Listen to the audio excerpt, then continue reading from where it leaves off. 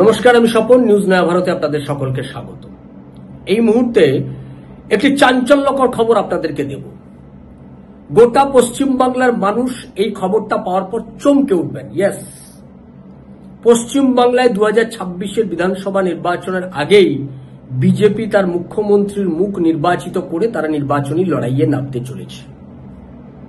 আমরা বিজেপির ক্ষেত্রে দেখেছি, সর্বভারতীয় ক্ষেত্রে বিভিন্ন রাজ্যে রাজ্যে আমরা দেখেছি বিজেপি নির্বাচনী লড়াইটা তারা বিজেপির সিম্বল নরেন্দ্র মোদীকে সামনে রেখে লড়াইটা লড়েন। নির্বাচনের পর তারা মুখ্যমন্ত্রীর নাম ঠিক করেন এবং সেই মুখ্যমন্ত্রী আমরা সাধারণত দেখি যারা লড়াইয়ের সামনের সারিতে থাকে, নির্বাচনের সময় যে নামগুলো মুখ্যমন্ত্রীর দাবিদার বলে বিভিন্ন সংবাদ মাধ্যমে ভেসে ওঠে সেই নামের মধ্যে থেকে কেউ সিলেক্ট হয় না। একদম অচেনা আনকরা একটি নাম মুখ্যমন্ত্রী হিসেবে নির্বাচিত হয়ে যায়। রাজ্যে রাজ্যে আমরা এই ধরনের চেহারাই দেখে আসছি। পশ্চিমবাংলার ক্ষেত্রেও কি সেটা হবে? এ নিয়ে জল্পনা চলছিল। পশ্চিমবাংলার মানুষের মধ্যে নানান রকমের আলোচনা চলছিল। কেউ এই নাম বলে তো কেউ ওই নাম বলে, কেউ ওই নাম বলছে তো আর একজন অন্য নাম বলছে, কেউ বলছে না এদের মধ্যে কেউ হবে না, একদম আনকোরা যেমন অন্যান্য রাজ্য হচ্ছে সেরকম আনকোরাকে একজনকে সামনে রেখে এদের মধ্যে যারা এরা যাতে ঐক্যবদ্ধ হতে পারে তার চেষ্টা করা হবে। এই সমস্ত নানান ধরনের বিষয় আলোচনা চলছিল।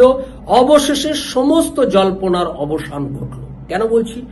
বিহারেও কিন্তু বিজেপি তার স্ট্র্যাটেজিকে বদল করেছে। বিহারে এনডিএ গভর্নমেন্ট এবং এই এনডিএ গভর্নমেন্টকে নেতৃত্ব দেবে কে? নীতিশ কুমার। স্বরাষ্ট্রমন্ত্রী অমিত শাহ বিভিন্ন সংবাদ মাধ্যমকে বারবার বলেছেন যে আমাদের নেতৃত্ব দিচ্ছেন নীতিশ কুমার। নীতিশ কুমার তিনি নেতৃত্ব দেবেন। তিনি 20 বছর ধরে মুখ্যমন্ত্রী থেকেছেন। সরকার আসলে নীতিশ কুমার তার সম্মান পাবেন, সকলে মিলে বসে বৈঠক করবেন। যদি না, আমি এটা অবশ্যই আমার একটা ওপিনিয়ন, যে যদি বিজেপি অ্যাবসলিউট মেজরিটি পেয়ে যায় সেক্ষেত্রে নীতিশ কুমারের সম্ভাবনা কম।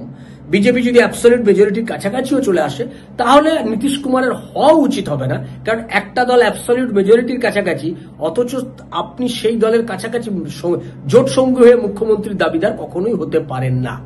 এটা একটা বিষয়। এখন শেষ পর্যন্ত কি হয়? এখনো পর্যন্ত এনডিএ 160+ দাবি করছে বিজেপির স্বরাষ্ট্রমন্ত্রী। তারা দাবি করছে যে এনডিএ 160-এর বেশি সিট পাবে। বিহারে মুখ্যমন্ত্রী হিসেবে নীতিশ কুমারকে সামনে রেখেই তারা লড়াই করছে। পশ্চিমবাংলার ক্ষেত্রেও স্ট্র্যাটেজি বদল হয়েছে।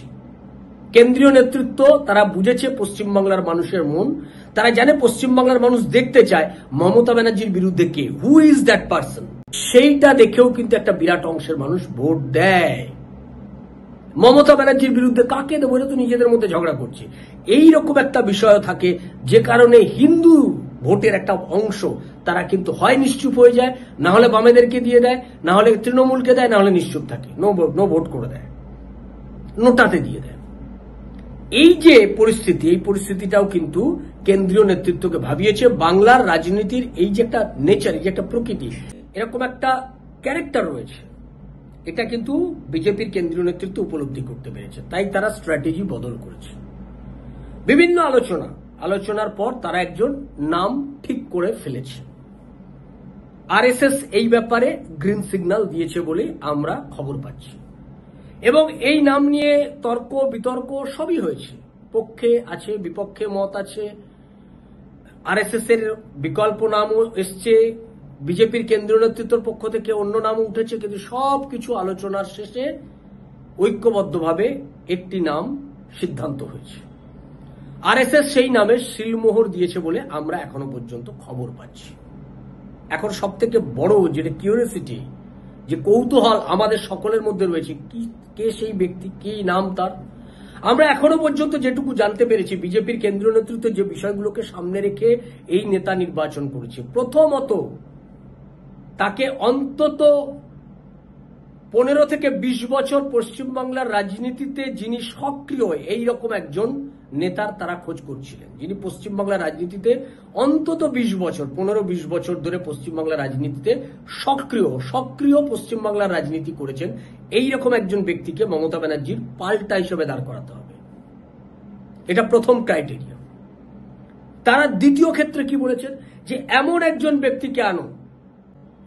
একজন ব্যক্তিকে মুখ্যমন্ত্রী হিসেবে আনো যার গোটা পশ্চিমবাংলা জুড়ে যার নিজস্ব একটা প্রভাব আছে, নিজস্ব একটা টিম ওয়ার্ক আছে, এইরকম একজন ব্যক্তিকে মুখ্যমন্ত্রী হিসেবে আনো এবং এই পশ্চিমবাংলার নির্বাচনী লড়াইয়ে যার প্রশাসনের, মমতা ব্যানার্জির প্রশাসনের অভ্যন্তরেও যার অবাধ গতিবিধি আছে, মমতা ব্যানার্জির প্রশাসনের অভ্যন্তরেও যার লোক আছে, তৃণমূল কংগ্রেসের ভেতরেও যার গ্রিপ আছে, তৃণমূল কংগ্রেসের ভেতর থেকে যে খবর বের করে আনতে পারবে, তবেই মমতা ব্যানার্জিকে পর্যুদস্ত করা যাবে।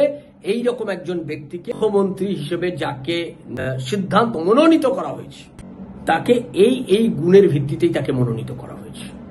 যে গুণগুলো একজনের মধ্যে বেশিটা পাওয়া যাবে, সবচেয়ে বেশি পাওয়া যাবে যে ব্যক্তির মধ্যে, তাকেই মুখ্যমন্ত্রী হিসেবে নির্বাচিত করা হবে। এটাই ছিল আলোচনার শুরুতে মূল বিষয়।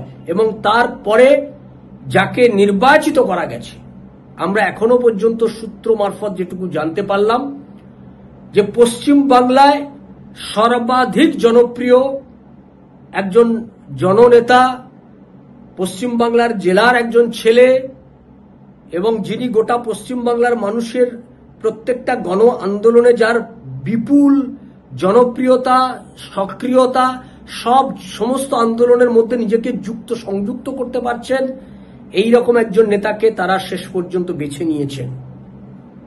সেই নেতার নাম এখনো পর্যন্ত প্রকাশিত হয়নি, নামটা প্রকাশিত হতে হয়তো আর কয়েকদিন সময় লাগবে। তবে আমরা যেটা জানতে পারছি যে এই সমস্ত গুণের অধিকারী এই পশ্চিমবাংলাতে একজনই আছেন। আপনারাও সকলে বুঝতে পারছেন, আমরাও বুঝতে পারছি, কিন্তু নামটা যেহেতু এখনো পর্যন্ত প্রকাশিত হয়নি, তাই আমরা এই নামটা প্রকাশিত হওয়া পর্যন্ত অপেক্ষা করব যে মুখ্যমন্ত্রী পদপ্রার্থী হিসেবে যাকে সামনে নিয়ে এসছে বিজেপি, সেই মানুষকে বাংলার মানুষের মধ্যে ইতিমধ্যে অলরেডি যার একটা বিরাট বড় গ্রহণযোগ্যতা তৈরি হয়ে গেছে বাংলার মানুষের মধ্যে, সেই মানুষকেই তারা সামনে নিয়ে আসবে, এটা স্বাভাবিক ব্যাপার। সেই মানুষ আমরা যেটা মনে করছি যে এই সমস্ত গুণের অধিকারী যিনি, তাকেই বিজেপি সামনে নিয়ে আসবে মুখ্যমন্ত্রী পদপ্রার্থী হিসেবে। এসআইআর এর এই কাজটা কমপ্লিট হলেই তাকেই সামনে এনে মুখ্যমন্ত্রী হিসেবে মমতা ব্যানার্জির বিকল্প হিসেবে তুলে ধরে বিজেপি এই 2026 নির্বাচনী লড়াই শুরু করবে। আমরা সেদিকে নজর রাখবো যে এই পদপ্রার্থী কত দ্রুত, এসআইআর এর কাজ 7 ফেব্রুয়ারি শেষ হওয়ার পর কত দ্রুত সেই নাম ঘোষণা হয়ে যায়, আমরা সেদিকে নজর রাখবো। আপনারা নজর রাখুন নিউজ নয়া ভারতের দিকে। নিউজ নয়া ভারত আপনার কথা বলে। নমস্কার।